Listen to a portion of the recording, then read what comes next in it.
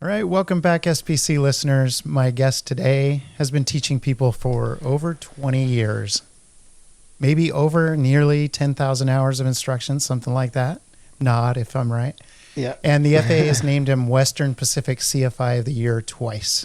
Yeah. He also built one of the most respected flight training platforms in general aviation, in my opinion, the Finer Points. Jason Miller, welcome to the Student Pilot Cast. Thanks, Bill. It's a pleasure to be here.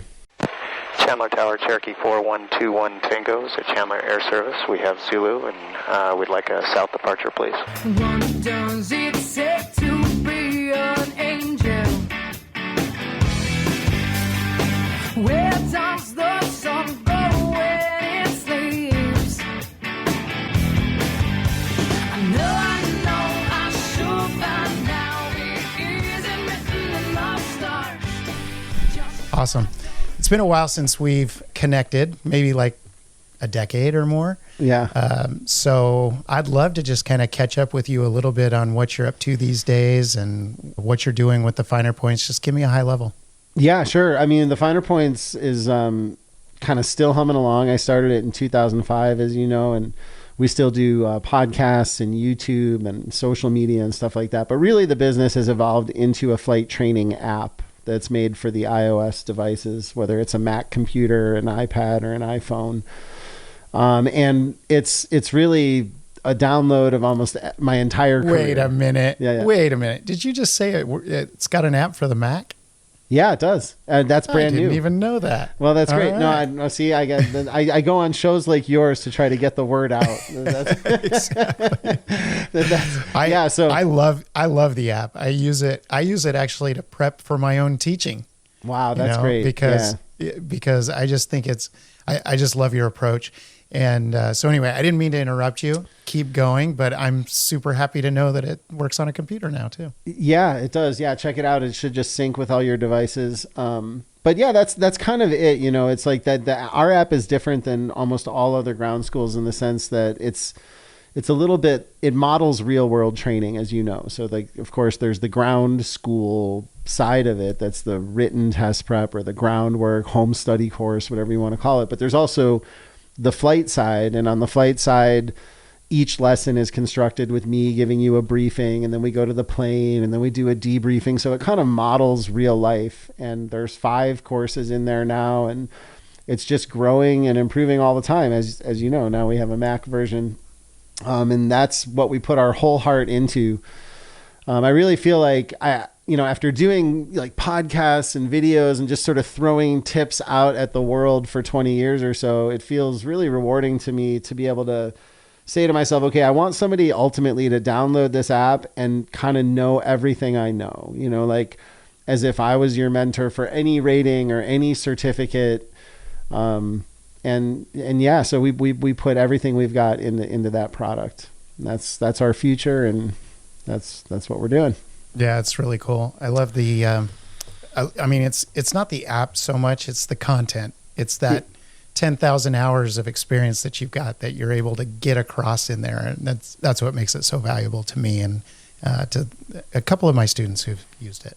Well, that's great. Thank you. It's great to hear that because, like I just said, that's my goal, is to have the users of the app feel as though they leveraged my experience, Yeah, as you know, there's not a lot of instructors that really teach full time for very long. Yeah. Most instructors are passing through, which is okay, but I'm not one of those guys, and so I want to create a product that sort of reflects what the world looks like if you stay in it for 20 years. Yeah, I love that. I mean, most of my colleagues that I teach around and with are kids. They're literally the ages or younger than my kids. Yeah. Which is pretty nuts. I mean, they're great instructors. I love working with them, and they keep me young, keep me, keep me inspired. But they certainly don't have your type of experience. And so, yeah, I really love that. And that's what this podcast is really about. That's what I'm all about, is that lifelong learning, always a student kind of mentality. Mm-hmm. And I love the teaching. So before I get going further with that, I've got a question for you. You still Sure. making music? Do you bring your guitar on your airplane camp trips? I do. I always feel like it's a bit egregious. I've got everyone captive. They're there and they can't leave. They've already had a beer or something, so they can't fly away. And that's when I pull out the guitar. No, nice. I do. It's a lot of fun. And I still play. It's funny where that happens, but I just played at my daughter's school 2 days ago. So it's like that kind of thing happens a lot where I'll go to the kids' school and play music or. That's one of the things I remember. I'm pretty sure it was my first Oshkosh in 2008. It's one of the things I remember is us sitting around in Camp Scholler and you playing the guitar. Yeah. Well, that still happens. I'll be in Camp Scholler this summer if you're around. Perfect. Yeah, I'm probably, I think I'm going to be, for the third time now, I think I'll be camping with my airplane. So, oh, wow. Cool. Yeah. Yeah. That's fun. The North Fork is fun too. If I decide to make the trip, but I'll come over to listen to your music for sure in Camp Scholler. Yeah. Oh boy, pressure. All right. So, just to kind of kick things off here, give you a little background. I've been a full-time CFI now for about 18 months, and I'm watching students show up at the flight school with wildly different levels of preparation. Mm-hmm. Some are excellent, some are basically none. Like, what's this all about? Yeah. And you've been watching this type of thing longer than almost anybody I know. Yeah. And so I just want to get a kind of an idea from inside your head. What's your read on the state of flight training right now, 2026? We're in recovery. This is a recovery mode. I think that what we're into right now. I mean, from trying to get the years right, 2015 maybe a little earlier than that. From like 2015 to 2023 was like an explosive growth. You remember everybody was getting hired, right? So people were just moving through the system so fast. And we took a lot of steps backward during that time. And now I think the hiring has slowed down a little bit, which is good. And for anybody that is listening that doesn't quite get the correlation there, it's when the CFIs are hired rapidly that way, then you have nobody with any experience really teaching the newer people. And so then you start to, it's like snowballing mistakes. We say babies teaching babies. And that's a symptom of the industry in any situation at any time. It's just the way it works out is most people don't teach for very long. But for those 10 years or so, 2013 to 2023, something like that, it was really bad. And it was starting to show up in accidents. And it's scary for me as somebody who depends on this industry for my livelihood, because the industry, so to speak, has kind of amnesia. We don't remember what happened in the 80s, which is there were so many accidents, the entire industry shut down. Like it ground to a halt. A lot of people don't know that, from 86 to amnesia. Like these instructors weren't even twinkles in their parents' eyes yet in the right. 80s, That's why I blame the industry. To be honest, I'm trying not to blame my competition, but I really think that like some of the big gorillas in the room that are positioned to, that are the go-to brands for ground school or whatever are they have a certain responsibility. They're in a position where they can make a difference, and they should make a difference. And it's my belief they don't really make a difference. They are getting pushed in that direction, but they have to get pushed. So yeah, I mean, so kids coming in don't really know the difference, and I think we're starting to recover from that. In fact, you can see the FAA take aim at that. We haven't spoken too much about it publicly, but I'm not sure if you're aware, the FAA just announced they're overhauling the entire way they do written tests. And they're taking aim. No, I hadn't heard it yet. Yeah, it's brand new. They're taking aim at some of the big companies that are helping students memorize answers, right? They're getting rid of it. They're going to no longer publish the airman testing supplements at all. Nobody will have any idea what figures are going into the written tests. They're going to start writing questions that pull from the knowledge codes of the flight tasks on the ACS. We had a student come back from a test not too long ago saying one of the questions he got was, where should he position the aircraft during a run-up? On the taxiway, on the ramp, or, but it was like an operational question on a written test, right? Right. So we're moving into like the FAA is it's on the front burner for them to start to fix that problem. Interesting. Yeah, I'd just be happy if they got rid of the questions that had wrong answers. I'd be happy with just that step. But. I know. It's like watching molasses flow uphill. It's so slow. I can't. They promised this, honestly, when they released the ACS in, what was it, like 2008? Yeah, that was a long time ago. A long time ago, right? And that was the promise, and they're finally delivering. And for, for us at the Finer Points, I feel we're really well positioned to absorb that, because our philosophy has always been there's no memorization. Like, we're going to teach everybody the truth. We're going to teach it fully. We're going to make sure they understand it.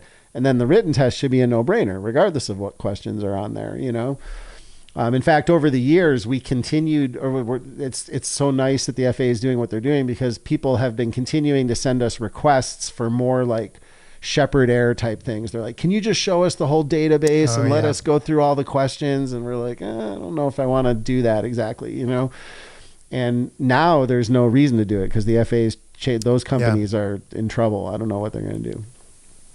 Huh. That's interesting. Yeah. You mentioned the steps backward we're taking, and then you mentioned safety. Is that the only metric you use for that, or what other metrics or what other things are you noticing that indicate the steps backward that we took?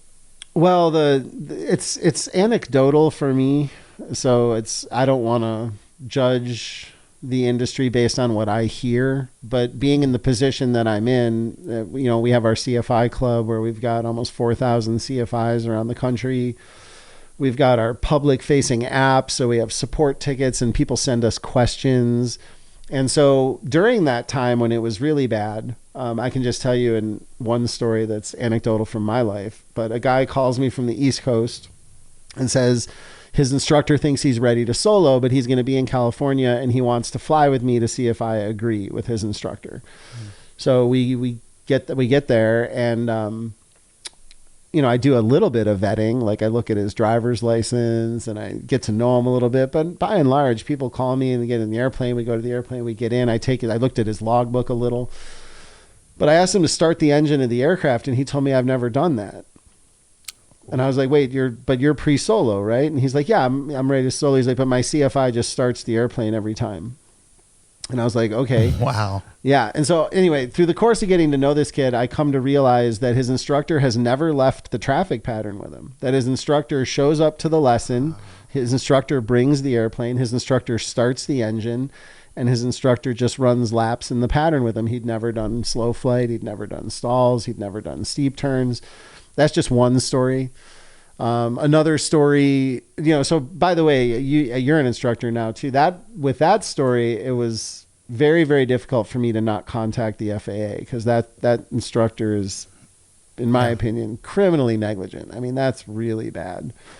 But I hear stories of instrument instructors that say things like, I'm not comfortable flying in the clouds in a light airplane, so they won't go into IMC with their students.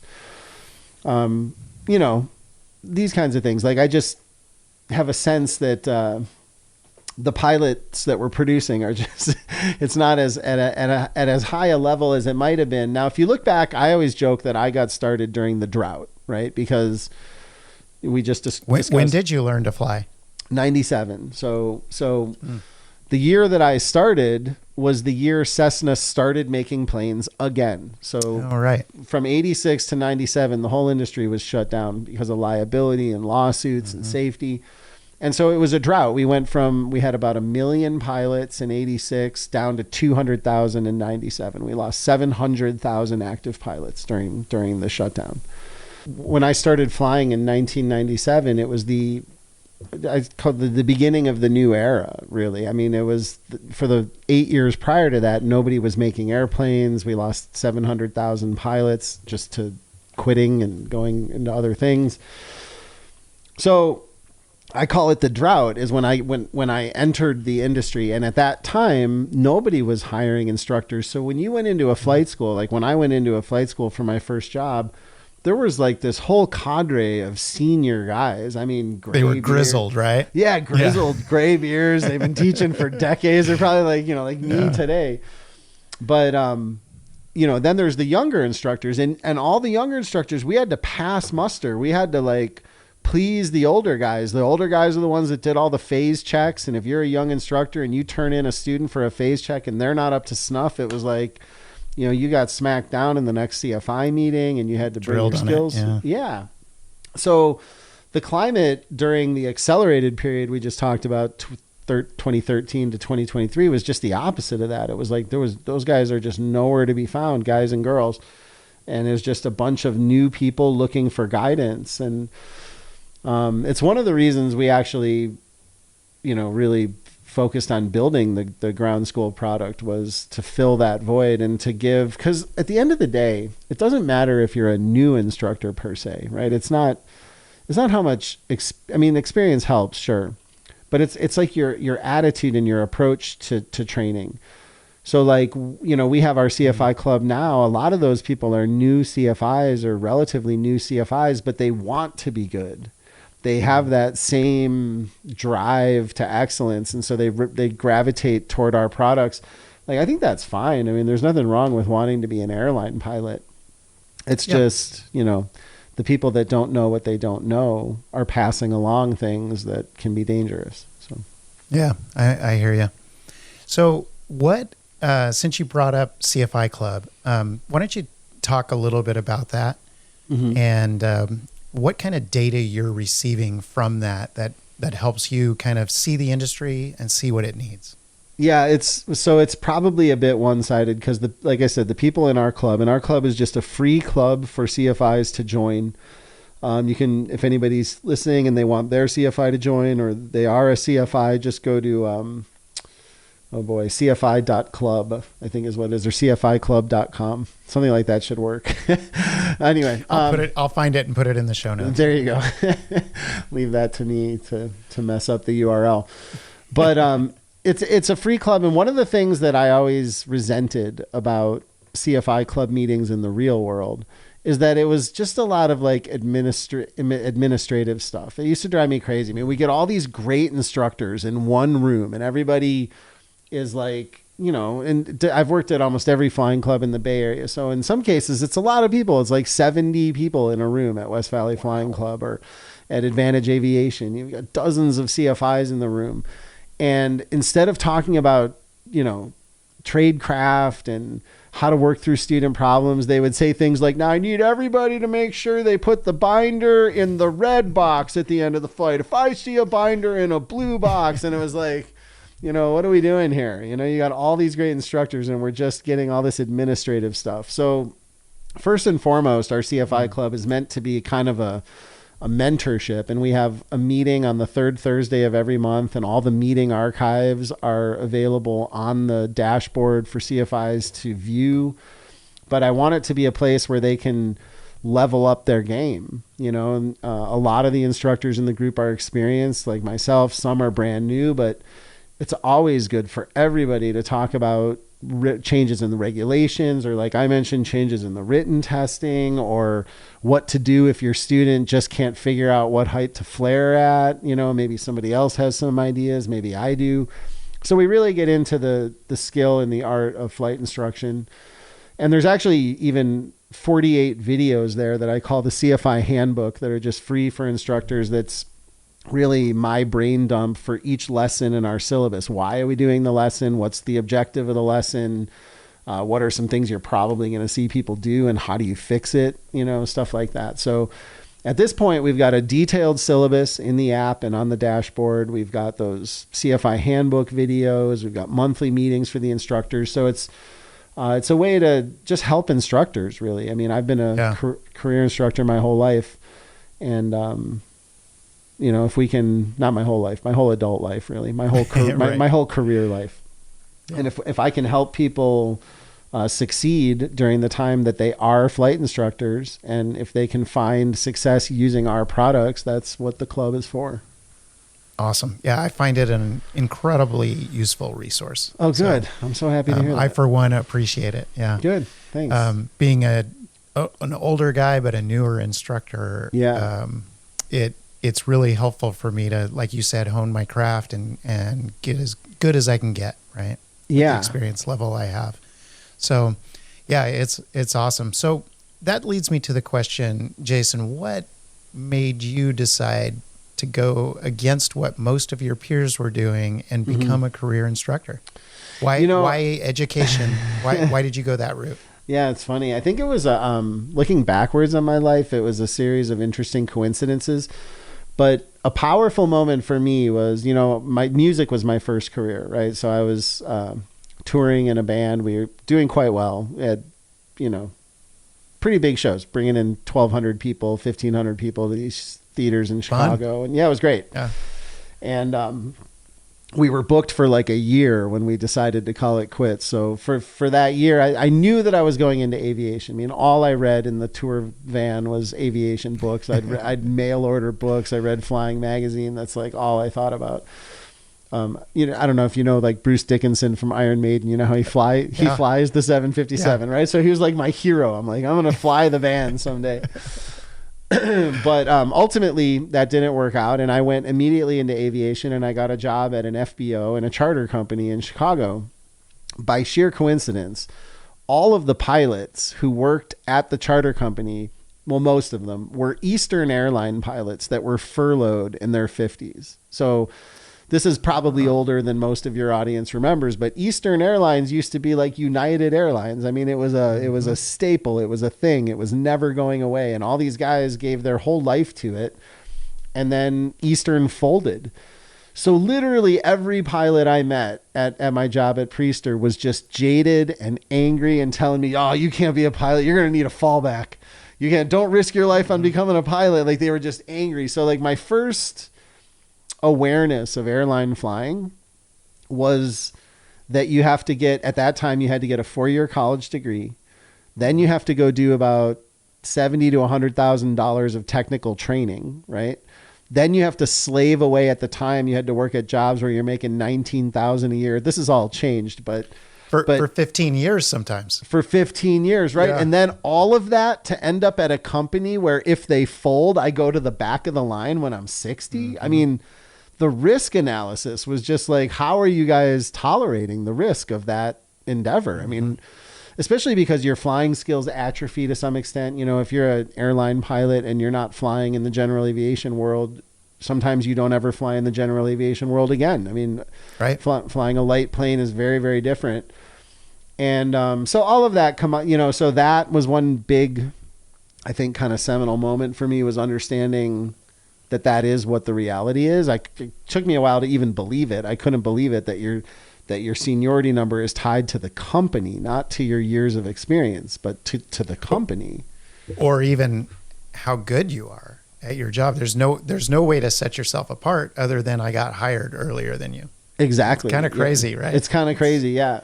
And then, other things over time, like I'm a real homebody. I'm a family guy. Like, I get up early, so I'll get up at 4:30, but come like 5:00, I mostly just want to be with my wife and kids.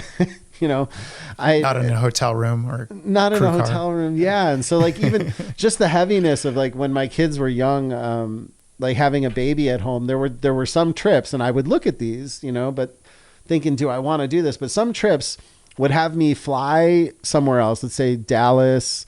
Then I have to go to Seattle. Then I have to come back to San Francisco, where I'm a mile away from my wife and kids, and then depart again at like midnight to go stay in some hotel in Bakersfield by myself. I mean, I don't know. It just wasn't a life for me, honestly. Plus, I'm pretty entrepreneurial and very like creativity is important to me. So I think. Oh, I hadn't noticed. I'm just kidding.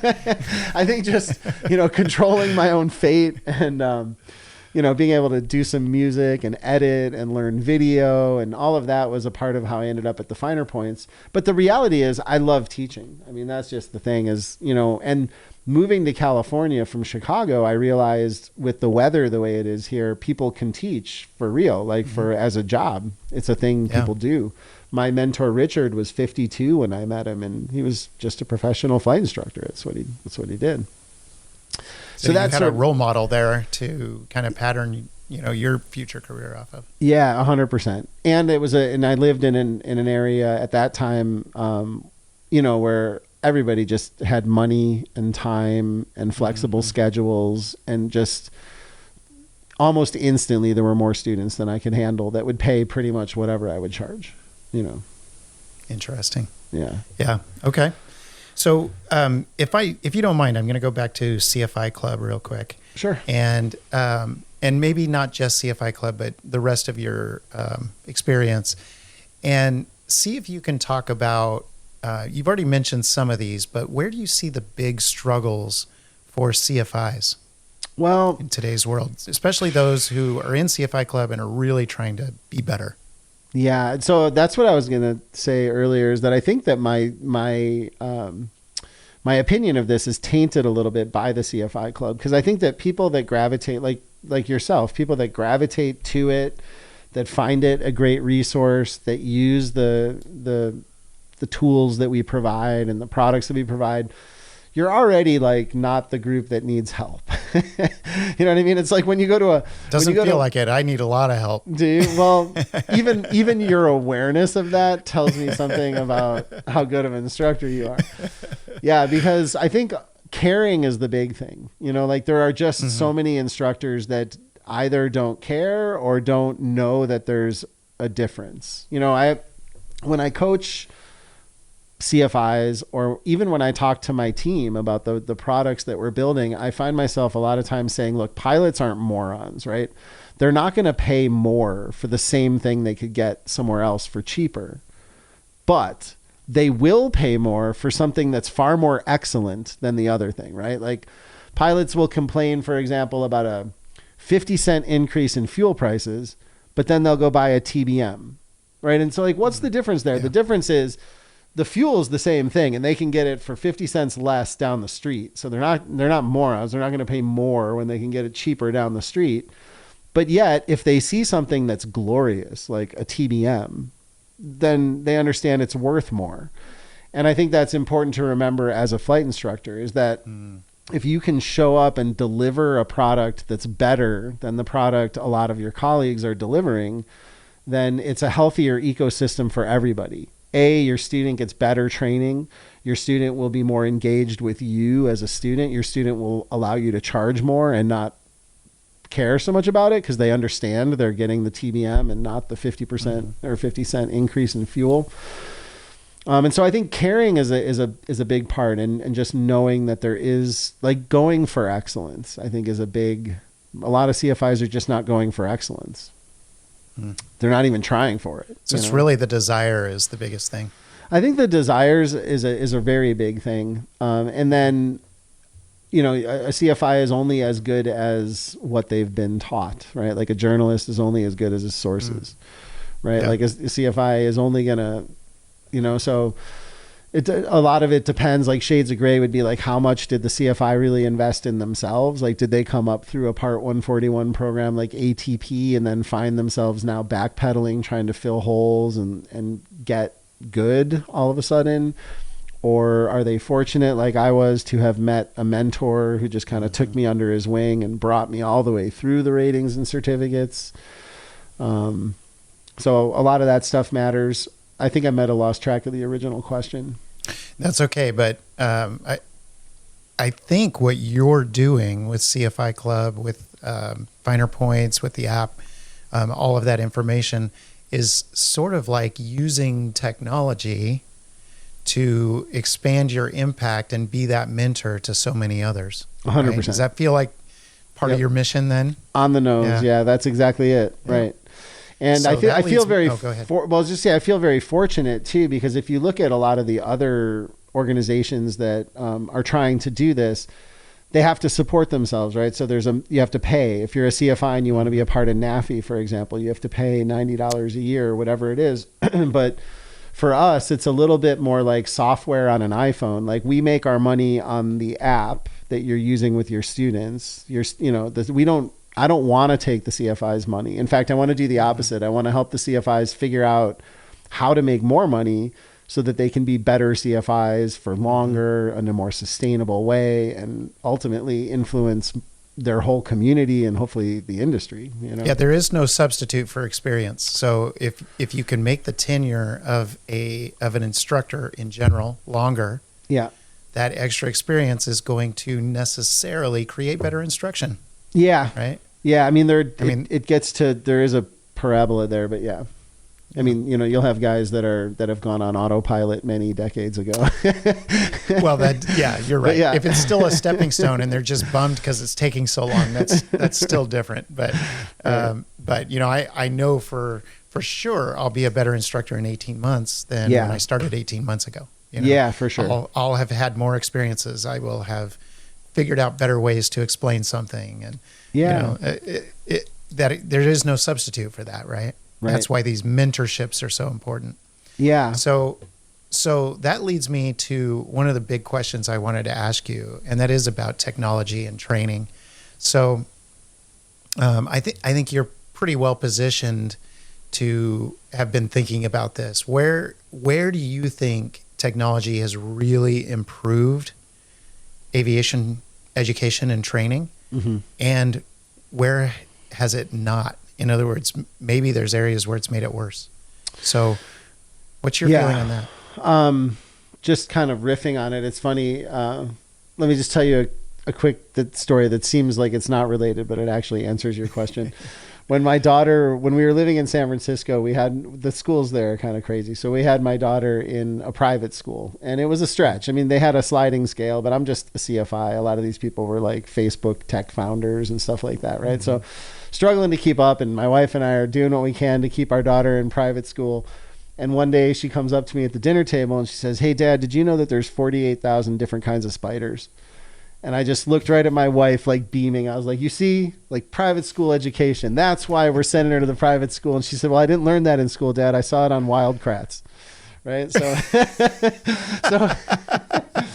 So my point is, I don't think we can underestimate the value of YouTube. And I know that sounds crazy because you can see anything you want on YouTube. You can see crazy garbage, like people flying through the clouds and almost hitting trees. But with that, we get Blanco Lirio, we get the Air Safety Institute, and so much of, you know, for accident review, which has always been important, and I could talk about this for hours, so we should be careful, but accident review is the very beginning to safety. Like, if you don't know what's going on out there, like if you don't know the problems people are getting into, you're bound to get into those same problems. I'm a full addict for all those channels. Yeah. Everybody is. That's why it's so great, right? So that's what's so great is I can make a joke to pilots now, like, well, you don't want to end up on the Blanco Lirio channel, and everyone knows what I'm talking about.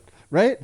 So that is a huge lift for safety. Just knowing, just the collective awareness of the problems people are encountering and putting that little bug in pilots' minds of, I don't want to be that person. That's a huge lift. Other technologies, like let's say EFBs, and I won't pick on any particular EFB, I think they started out and continue to make, I would say, a net positive impact on safety, but we're getting into an area where they're, like, in my opinion, they're going off the rails a little bit. And it's kind of, this is super interesting. This is a whole nother episode on its own. I know, as I say, I just looked at the clock. We have to be careful, but I'll tell you something funny.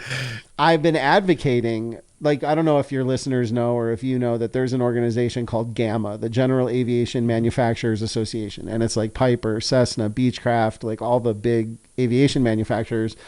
And they get together in this sort of, I don't know what you'd call it, advisory group or whatever, where they agree on certain standards. They're competitive businesses, but they work together to create a baseline standard for safety and effectiveness, I guess. And so I've been talking to ForeFlight and Garmin and on webinars and like everywhere I can, saying, you guys need to do this. And it was Garmin that told me they actually do it, but they only do it for commercial aviation. So this is an interesting truth. I don't know much about it, so I hope I'm not speaking out of turn. I just know that it exists, and that in the commercial world, representatives from Garmin and ForeFlight and other EFB manufacturers, Jeppesen, whoever else is providing databases, they do get together in a friendly, cooperative way to make sure that the standards of the features they're releasing aren't detrimental to pilots or whatever else. And we need the same thing in GA. Because just recently, you know, I'd say just recently, in the last 4 or 5 years, I've noticed my students just do just bizarre behavior. You know, I'll say like just basic things, just quizzing them, like we're inbound to an airport. I'll say, okay, so what's the ATIS for our destination? and I'll just see them go onto their thing and they tap and then they tap and they slide and they tap. And I'm thinking, man, that was information that you just glanced at a minute ago. Yeah. So, on the paper chart. On the paper chart, you just glanced at it. It's 1, 2, 4, 6, 5. That's it. I don't have to tap anything. Like, what have we done? You know, what are we doing here? You know? Yeah. And so I think the EFB is a big challenge going forward, and it's going to be a hard one for situational awareness. Like you said, overall, there's amazing. I mean, you and I both started flying. You probably don't know this, but I got my private 2008. We didn't have EFBs. That didn't, you know, I just was doing it for fun back then. I had no idea I'd become a, you know, professional CFI at some point. But yeah, I mean, we've seen both sides, and the situational awareness from those things is amazing. It is. Right? But it can be super distracting. Yeah, I mean, and I would say situational awareness is amazing with a small asterisk at the end. But you know, it's like the old joke how, you know, Steve Jobs didn't let his kids use iPads. Have you ever heard that? Oh yeah. Right. So I go to Palo Alto. There's the heart of Silicon Valley. I mean, Facebook. I could throw a rock on Facebook. I could throw a rock on Google. Like, everybody's there. Apple's there. And in Palo Alto, the largest flight school does not use iPads for training. Period. They use paper still to this day. Mm-hmm. And so the reason I put the asterisk, that can't be true for instrument, right? Not true for instrument, no. But I think for private, what they've recognized is the situational awareness is incredibly powerful, but more so, or let's say especially for people like you and I that started on paper.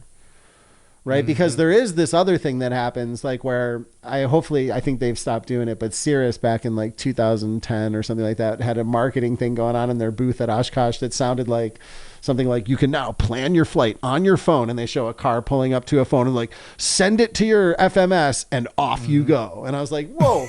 Wait a minute. You just said this guy's like planning a flight on his phone in the car, gets to the plane, throws it into the FMS, and off they go.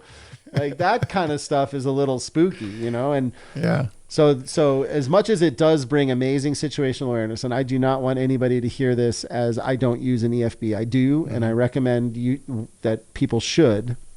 But the challenge I like to create with my students is, okay, let's plan a couple flights on paper, as horrible as that is. You know, we're going to take 3 hours and, you know, we're going to sit here and pore over everything for 3 hours, and we're going to plan it.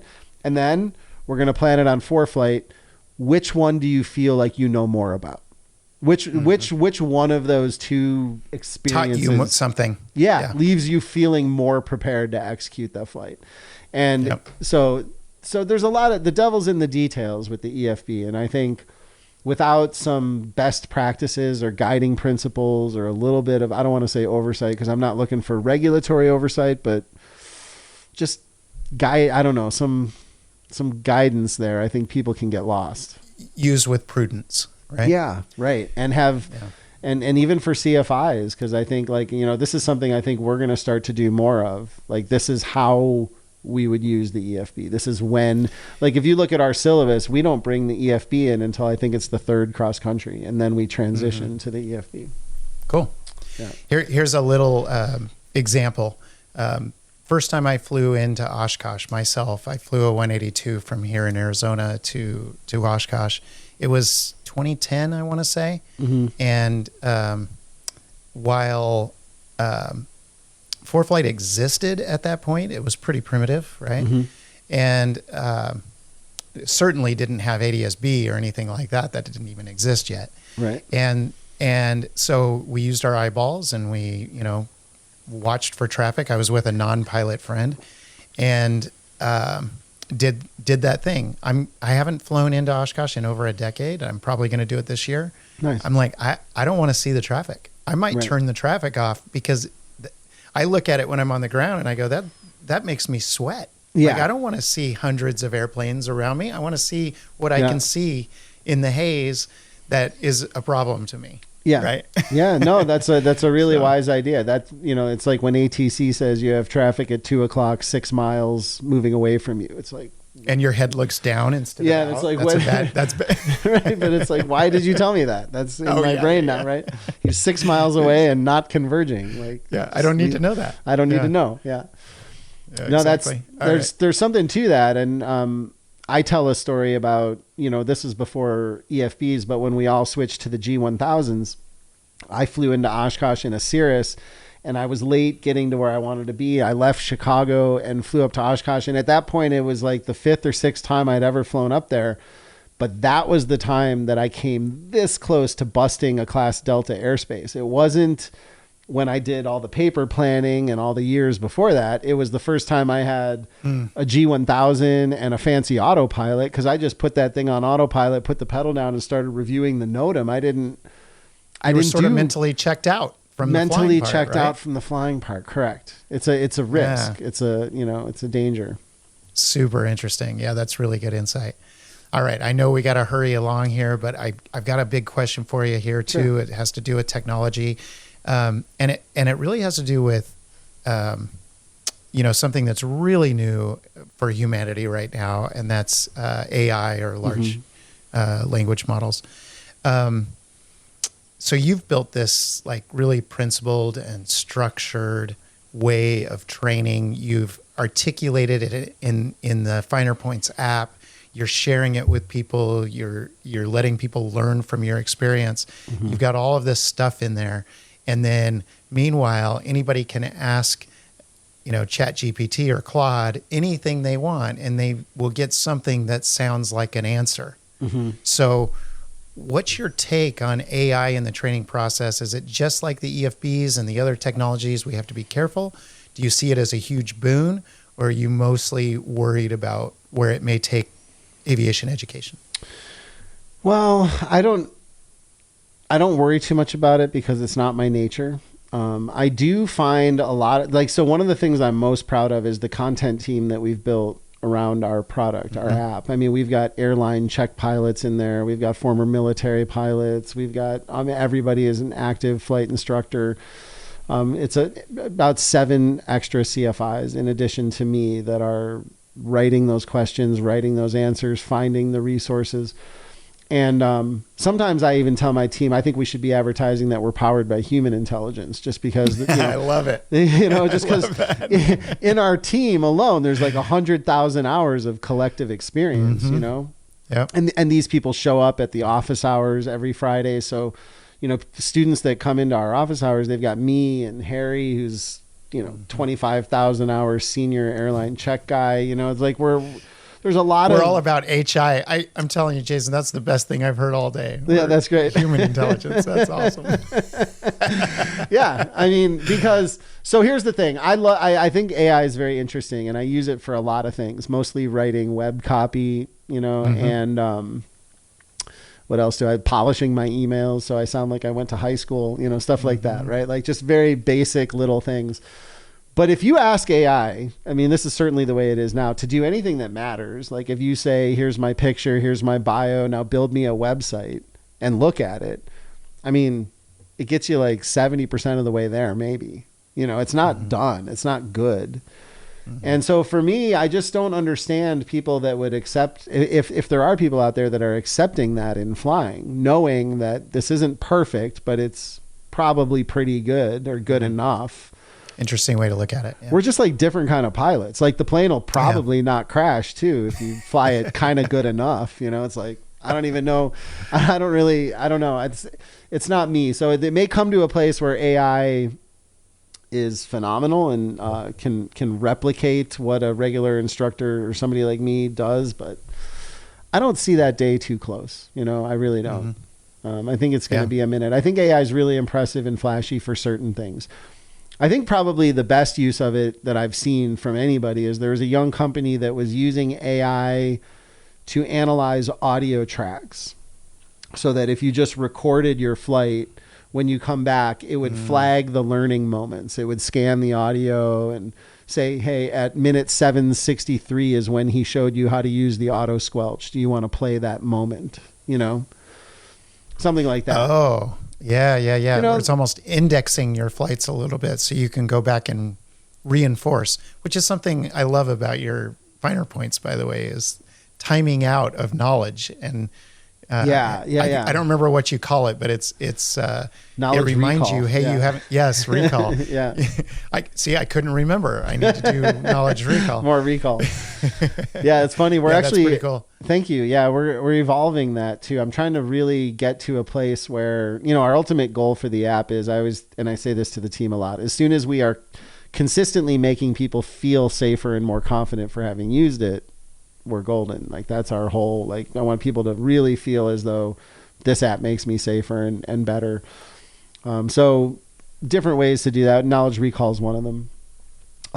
Cool. But, so I think that people, there was a great one of the AI founders was on a podcast recently, not talking about flying, of course, but just talking about large language learning models. And he said something like, people have it wrong. People think that AI is going to take your job, but that's not exactly true. Your neighbor who knows how to use AI is going to take your job. So it's like this marriage. So sometimes when I see a young company doing something like that, where it's like, okay, I'm going to harness this and I'm going to deploy it in a very specific way that I think will help pilots. That's great. But people out there that think Chat DPE or something is going to get them through an oral, I think are in for a rude awakening, Yep. All right, cool. All right, well, let's start to wrap it up here, but I got to ask you about your adventure training.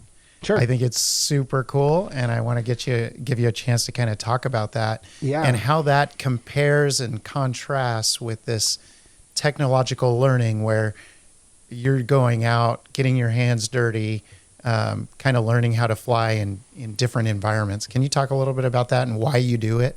Yeah, of course. I think first of all, I do it because it's just a labor of love. I just think it's so darn cool, really. Because it's fun, right? It's fun, yeah. And when I was designing those courses, I was doing it with Howard Donner, who is, his roots are as a river guide, and he's a medical doctor who his expertise is wilderness medicine, which is a really unusual corner of the medical industry. So other doctors, surgeons, or whomever else can take continuing medical education credits with somebody like Howard, and they can go camp on a river system for a week and learn how to make, splints out of stilts or tie tourniquets or whatever the continuing medical education is.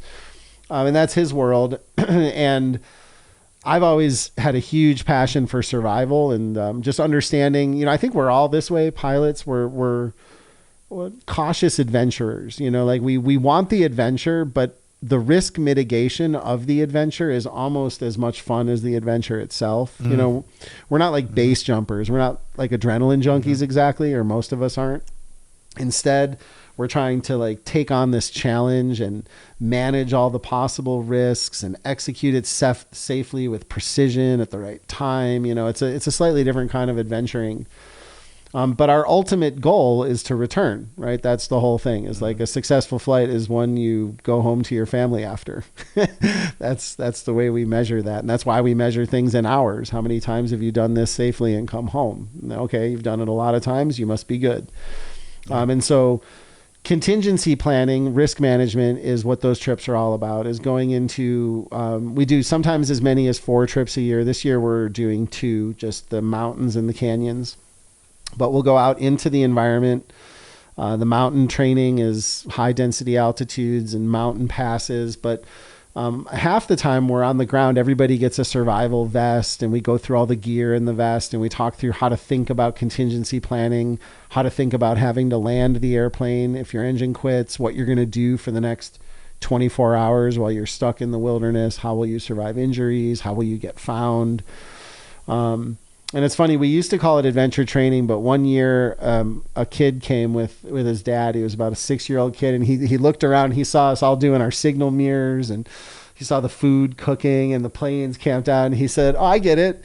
He said, "This is airplane camp for adults." And I was like, "That's it, kid. Airplane camp for adults." So ever since then, we've called it airplane camp. But yeah, that's what we do. Yeah. Very cool. All right. Well, is there anything I should have asked you about that I didn't?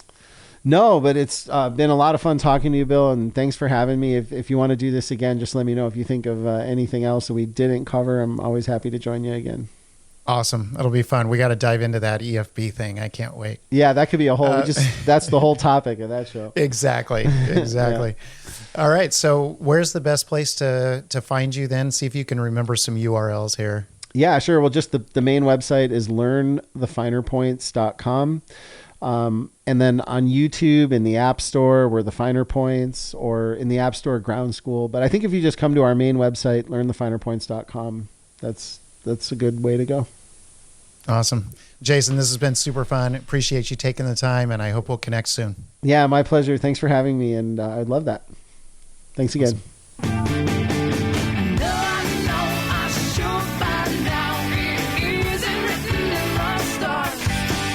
The music for today's episode is To Be an Angel by Uncle Seth. You can get more information and subscribe to the Student Pilot Cast at www.studentpilotcast.com. Remember, any instruction that you hear in this podcast was meant for the student and for the situation they were in at the time. Please do not try to blindly apply anything you see or hear in this podcast to your own flying without thinking it through on your own completely. If you have any questions about any aspect of your flying, please consult a qualified CFI.